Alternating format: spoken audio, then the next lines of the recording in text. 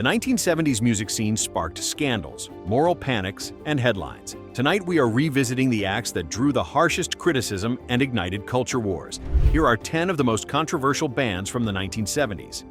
Number 10, Lynyrd Skynyrd. He said, "Hey, now, fellow with the haircut yellow, what you trying to prove?" The swaggering guitar riffs that opened classic tracks from this outfit became inseparable from the sound of Southern rock in the 1970s. Their anthemic record, Sweet Home Alabama, remains the lightning rod for heated debate. Sweet home Alabama, where the skies are. With its pointed lyrics and brash regional pride sparking responses from both fans and critics, especially after it directly referenced Neil Young's own protest songs. Ronnie Van Zant's lead vocals and songwriting anchored this group's earthy style, while guitarist Alan Collins contributed to the unforgettable twin lead harmonies that defined their hits. Another well-known single, Freebird, soared through FM radio rotations,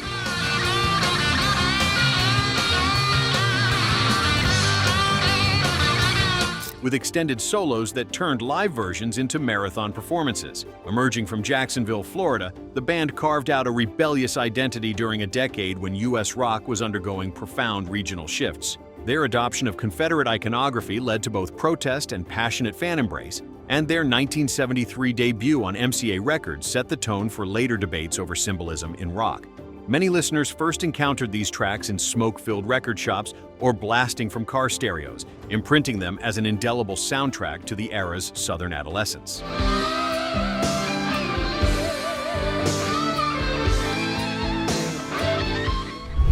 Number 9, Scorpions.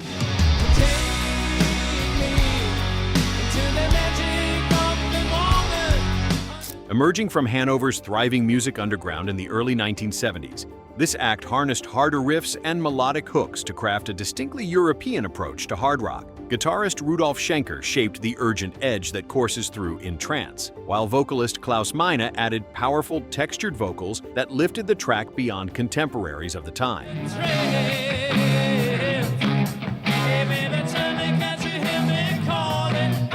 Their sixth studio album, Virgin Killer, released in 1976, remains infamous for a cover deemed so provocative it was banned or substituted in more than one country, sparking heated debate about censorship and artistic freedom.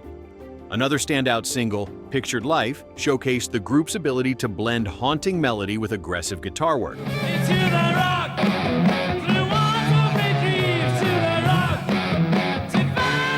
laying the groundwork for their later evolutions.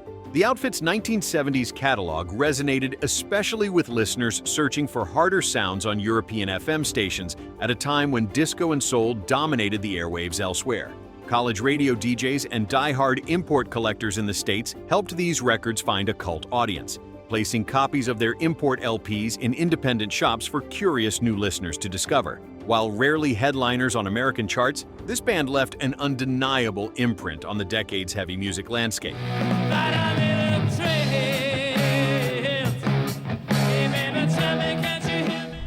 Number 8, The Runaways.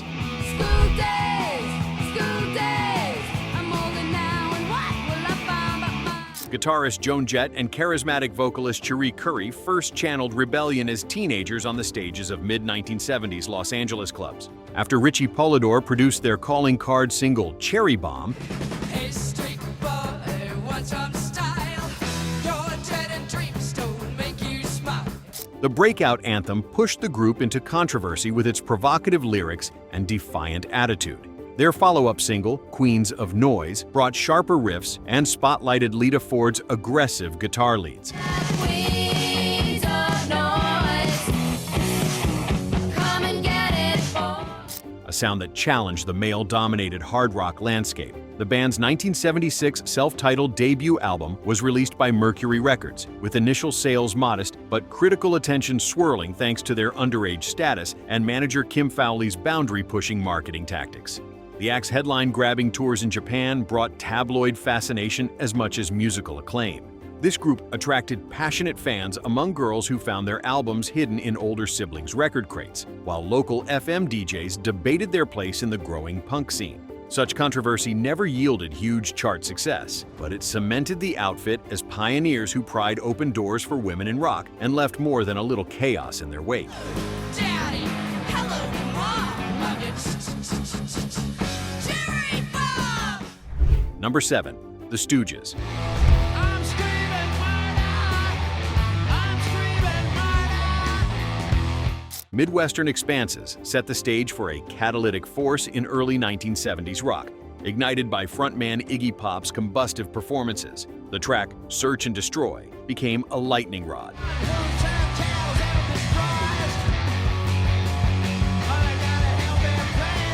encapsulating the group's razor-edged output and fearless confrontation of norms. I Want to Be Your Dog is another example. Its abrasive riff and subversive lyrics announced a new rawness.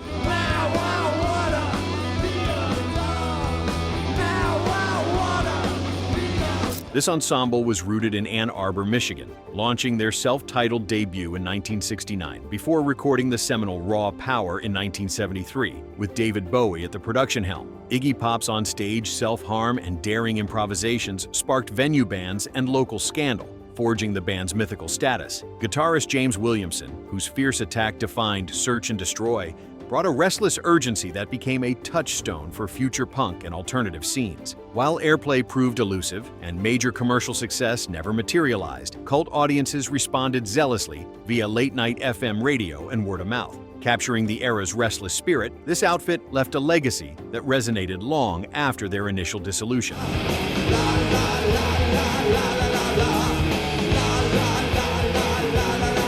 Number 6. Throbbing Gristle.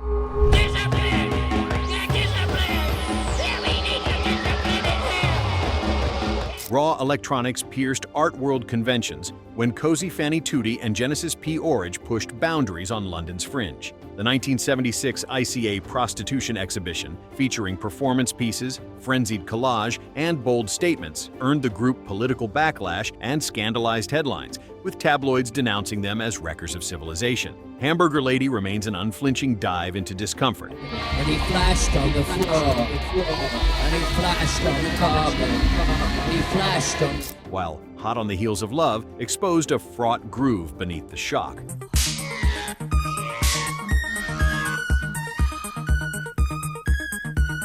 The band's debut album, the second annual report, released in 1977 on Industrial Records, fused tape loops, found sound, and confrontational noise, paving the way for the industrial genre. Chris Carter's modular synth textures and Sleazy Christopherson's manipulated electronics bruised the sonic palette, ensuring no listener could mistake their intentions for mere provocation. This unit's work bled into DIY record store culture, circulating via self-released cassette tapes and late-night radio shows that reveled in the stark, subversive atmosphere of late 1970s Britain.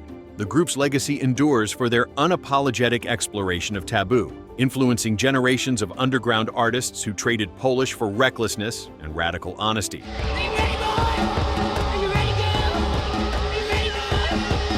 Are you ready, girl? We're halfway through, and the bands from 1970s are stirring up deep-cut memories. Which of these underrated acts did you champion or discover years later through a crate? Guitarist Jimmy Page's fascination with mysticism and the occult? Drop it in the comments. We'd love to hear the names that never left your rotation. Number 5. Led Zeppelin.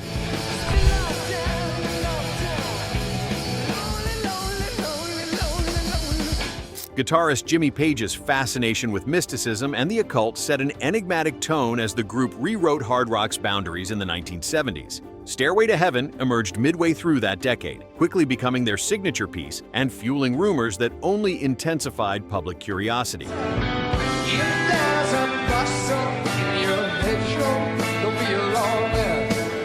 Paired with Whole Lotta Love,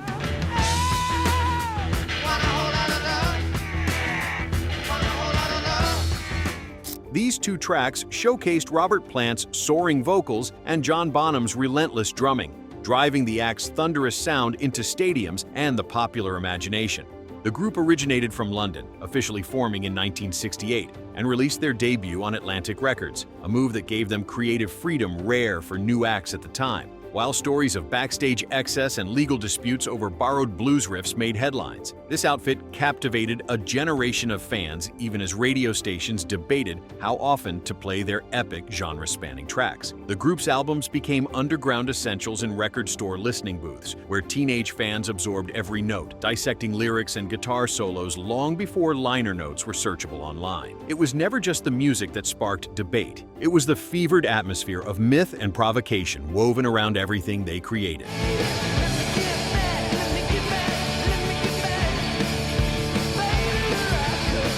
Number 4. Kiss.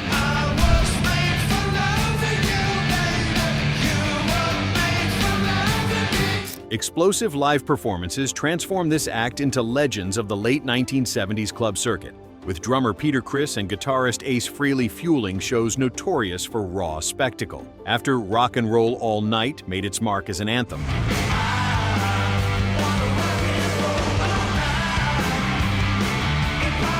it was Detroit Rock City from the 1976 album Destroyer that cemented their reputation for high-decibel party tracks.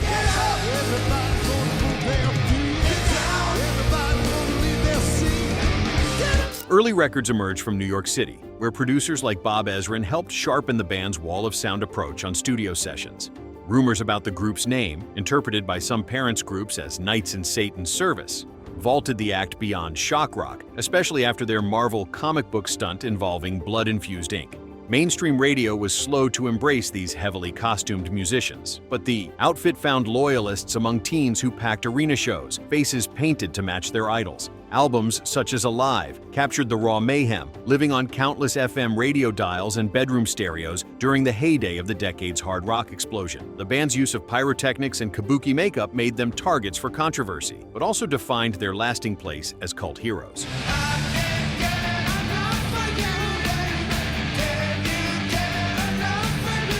Number 3. Black Sabbath.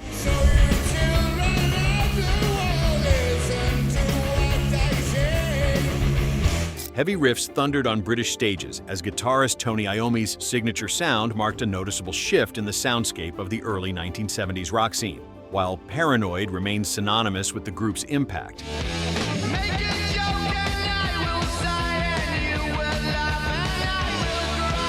Iron Man stands as an equally defining single.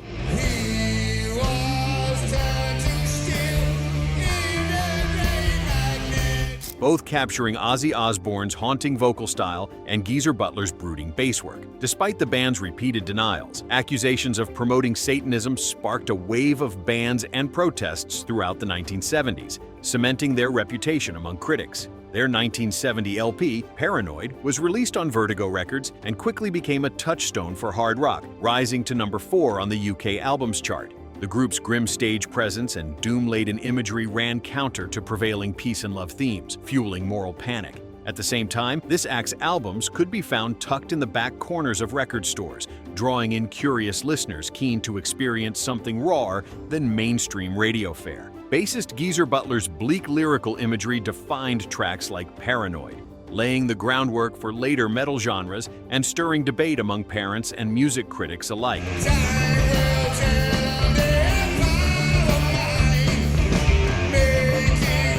Number 2. Alice Cooper. Welcome to my breakdown. I hope I didn't scare you. Theatrical excess and outrageous stunts shocked audiences throughout the 1970s rock scene. A signature moment remains the release of School's Out, Well, we got no choice. All the girls and boys. which carved a rebellious anthem for youth and led to controversy when its lyrics and live performances featured classroom destruction and provocative stage antics. Another standout single, Elected, showcased the group's knack for blending biting satire with driving riffs. I wanna be elected. I'm Yankee Doodle Dandy in a gold rope. Detroit provided the gritty backdrop for the act's early development, with frontman Vincent Furnier, who would inherit the Alice Cooper name as a persona, innovating shock rock by wielding guillotines, snakes, and even simulated executions during live shows. Bob Ezrin's production work on their albums amplified the band's theatrics, especially when School's Out peaked at number 7 on the Billboard Hot 100. Censorship efforts quickly followed, with parents and moral guardians decrying what they described as an assault on decency. Yet, the controversy only intensified the mystique. Late-night FM DJs championed the group when mainstream radio hesitated, making their sinister imagery accessible to teenagers tuned in after dark. Guitarist Glenn Buxton's razor-sharp riffs and the relentless drive from drummer Neil Smith gave every track a distinctive punch that would set the act apart from their glam and hard rock peers. I got no friends 'cause I read the paper and can't be seen. Number 1. Sex Pistols. You ain't the matter where the story began, and I fell in love with you.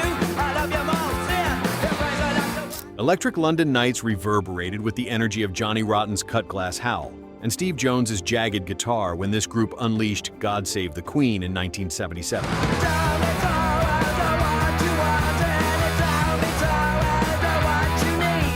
Forging an anthem that prompted a national uproar just in time for Queen Elizabeth II's Silver Jubilee. While the single Anarchy in the UK had already shocked British sensibilities.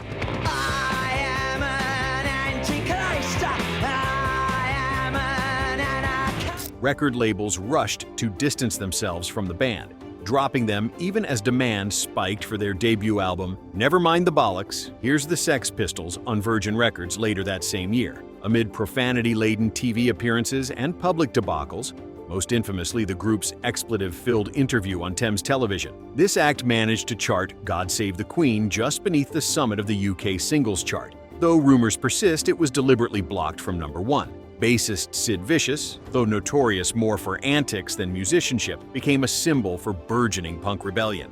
Late-night FM DJs championed the group as mainstream radio and TV bristled, while their raw sound and chaotic presence drew devoted London youth to underground clubs lit by safety pins and sneers.